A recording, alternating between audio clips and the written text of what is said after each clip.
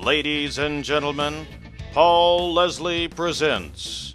And now your host, Paul Leslie. Ladies and gentlemen, it is our great pleasure to welcome the legendary, the one and only, Tom Bones Malone. Thanks so much for joining us. My pleasure, Paul. Who is the real Tom Malone? Redneck kid from Mississippi. Just started wearing shoes a couple of years ago. Born in Mississippi. So what was life like growing up? Well, I started driving a tractor when I was 11 years old. I had my own rifle when I was 11 years old. I milked cows every morning and every night, and hauled hay, picked corn, worked hard in the fields. We grew everything that we ate except for coffee and rice. And what kind of music did you grow up listening to? Well, I started listening to the radio, and it was mostly blues, rhythm and blues, and New Orleans rock and roll. And what was your first musical influence that inspired you to want to pick up the horn?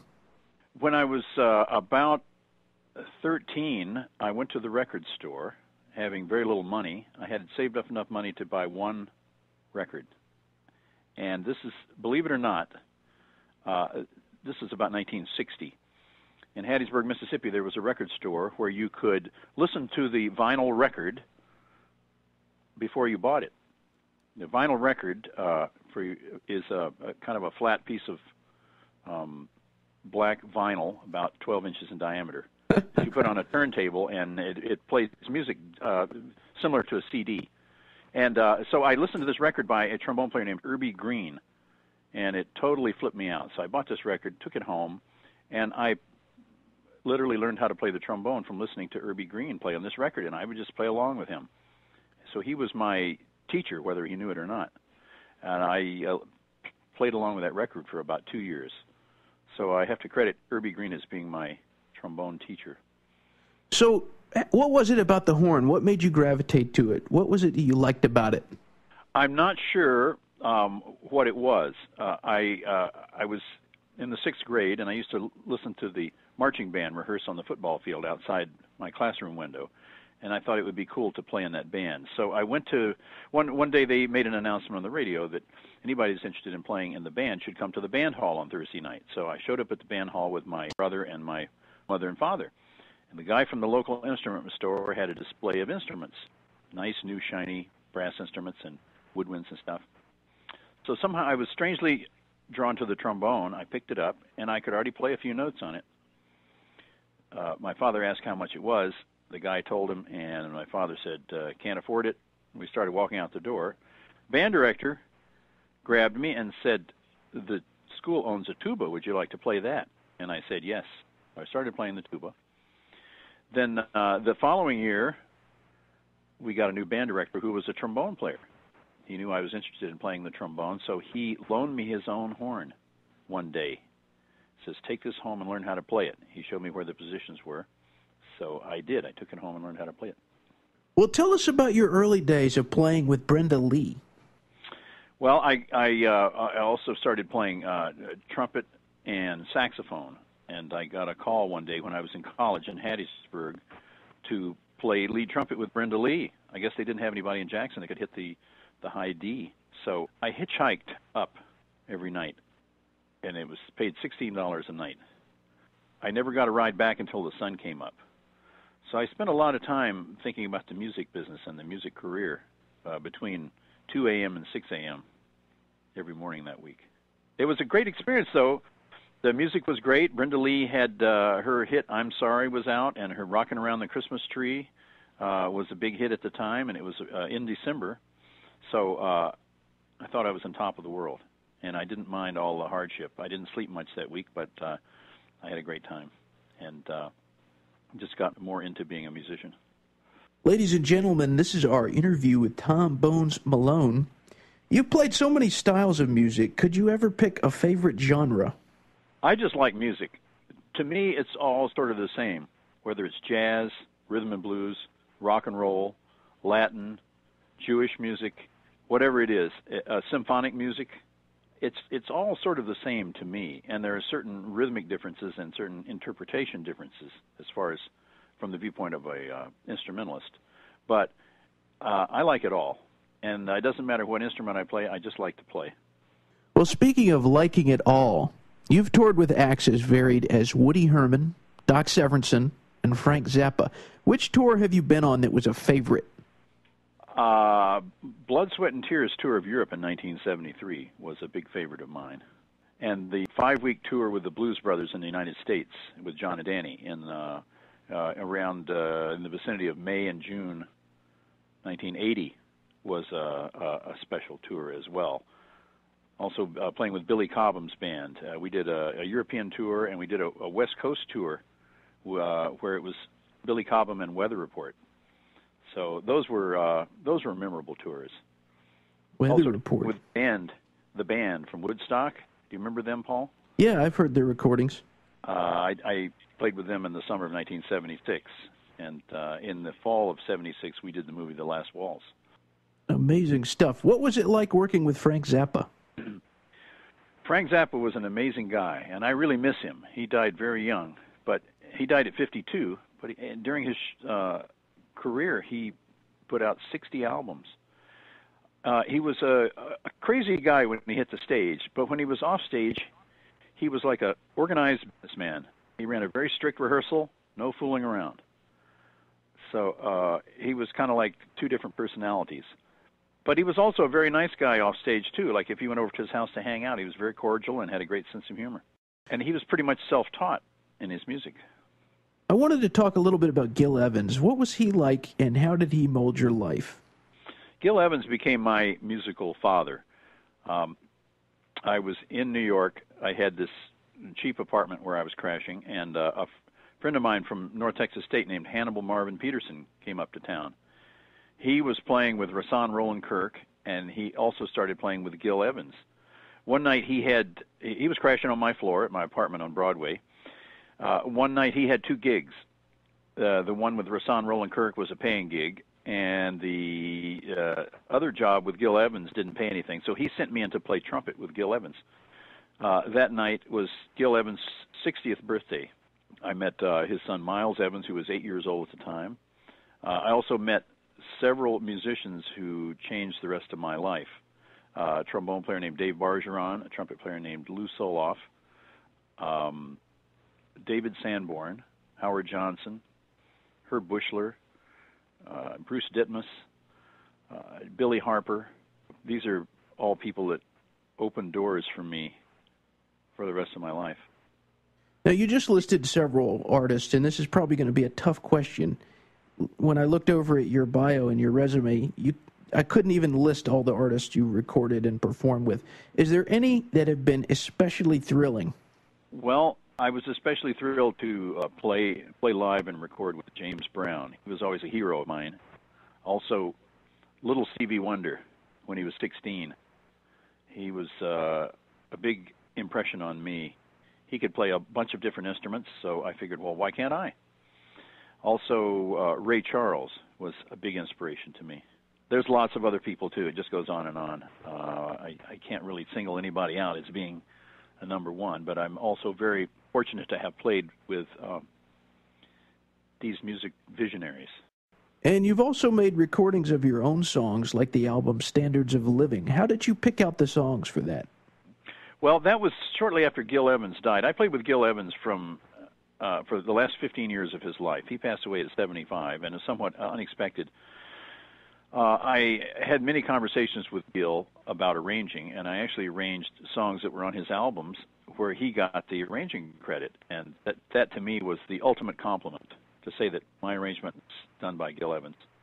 Anyway, I wanted to play some jazz standards with musicians who had played with Gil Evans, who were in his regular band, and I wanted to replicate something of his voicing system.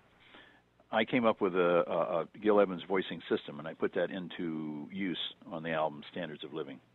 Ladies and gentlemen, we're talking with Tom Bones Malone. Mr. Malone, who is your favorite trombone player? Wow, that is a tough question.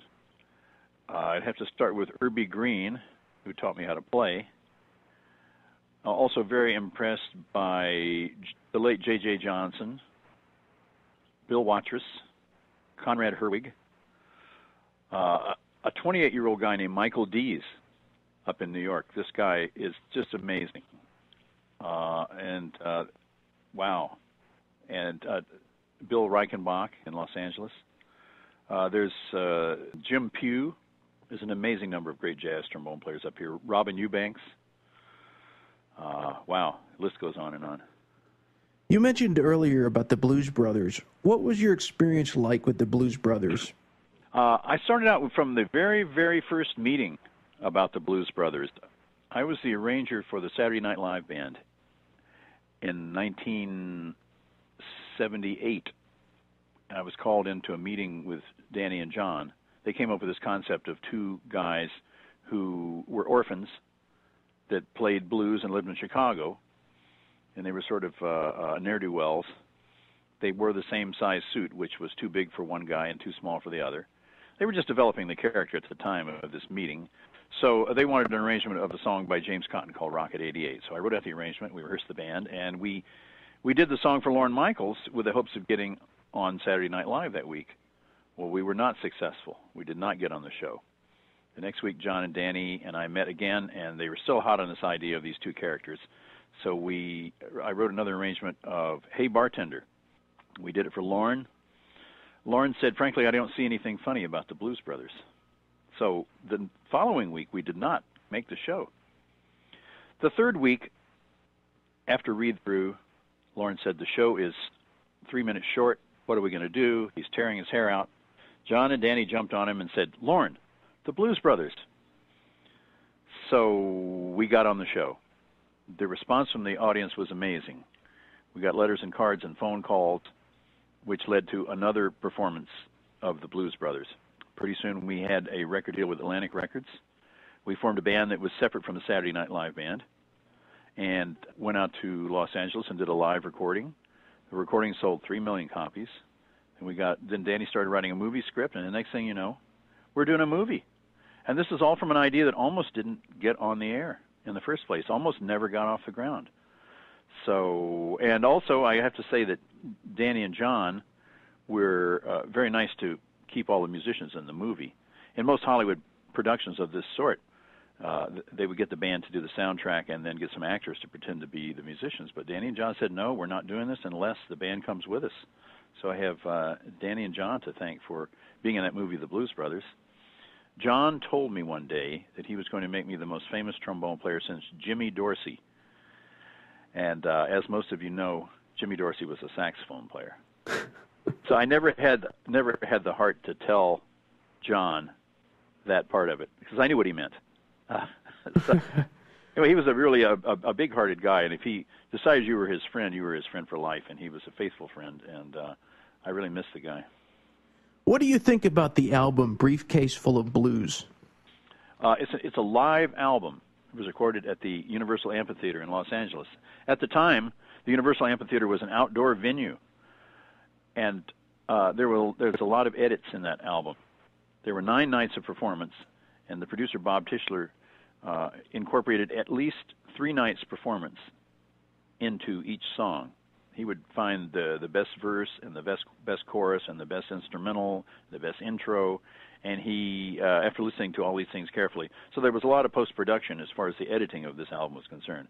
But I have to say that it's one of my favorite albums, and there are a lot of hardcore Blues Brothers fans out there that agree with me.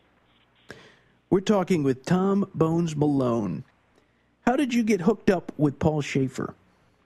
Well, Paul Shaffer and I met at Saturday Night Live when the show started in 1975. I was a member of the Saturday Night Live band from the very beginning for the first 10 years, and I was also the music director from 81 to 85 for the last 4 years of that 10 years. So Paul was the piano player on the original show, and we met, and we've been good friends ever since. Paul and I also became the arranging team. If there was any comedy routine that needed some music, Paul and I would rehearse with the actors and actresses and make a tape, and then I would write an arrangement based on the format that we did in the rehearsal. So we've been actually an arranging team for quite a few years. So Paul Later, when I was a music director, I got a call from a lady named Liz Anderson, who was my unit manager at NBC. She filled out the union contract. She says, I have a new job. I said, congratulations. What is that? She says, I'm the associate producer of the David Letterman show. I said to her, what is that? She said, you've never seen it. It comes on real early in the morning, like 7 in the morning. But we're going to move the show to late night. And I know that you already have a job, Tom, but can you recommend somebody to lead a 4-piece band and be a personality? Paul Shaffer had just returned from Los Angeles. He was in a sitcom called A Year at the Top with Greg Avigan. So Paul was sort of, after that show got canceled, he was sort of just right back in town with not much going on. So I gave her Paul Shaffer's phone number. 2 or 3 weeks later, I just happened to see them on the network feed rehearsing downstairs for this new David Letterman show with a great band, with Hiram Bullock, Will Lee, and Steve Jordan. Will Lee, as you may know, is still with the Letterman show, and Steve Jordan was the original drummer with the Blues Brothers. So Paul and I go way, way, way back. It was coincidental that Paul called me to join his band at CBS in 1993 when the show moved from NBC to CBS. And I never told Paul that story until after I was working here at CBS. Is there someone in the CBS Orchestra you feel a closer friendship with? Well, of course, Paul, because we go way, way back, and Will Lee and I were neighbors down in Greenwich Village for 20 years, and I have to say that he and I are very close friends. We're also playing in a band called the Fab Faux for about 13 years now. It's a Beatles cover band based out of New York, but we've been playing all over the United States. It's 5 guys, including Will Lee and Jimmy Vivino, that sing and play the rhythm instruments. We also have a 4-piece horn section and a violin and a violin and a cello that play with us that supplement the string synthesizer. So it's the only Beatles cover band that I know of that does the huge George Martin production songs like Penny Lane, Got to Get You Into My Life, Yesterday, all the real super-duper arranged songs. The Beatles never performed those songs live because they could not. They didn't have the extra instruments. I keep waiting for you guys to come to Atlanta. It's just a matter of time. Do you know any promoters? I might. Let me do some thinking on that. Let's hook it up. Who has been your favorite guest musician to play with on the Letterman show? Wow. Well, there have been so many over the years, but I guess it comes back to, again, to Ray Charles and James Brown.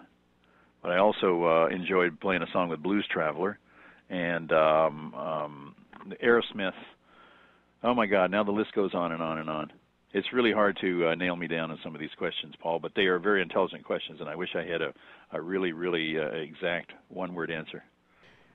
If you could put it into words, what is it you like about music?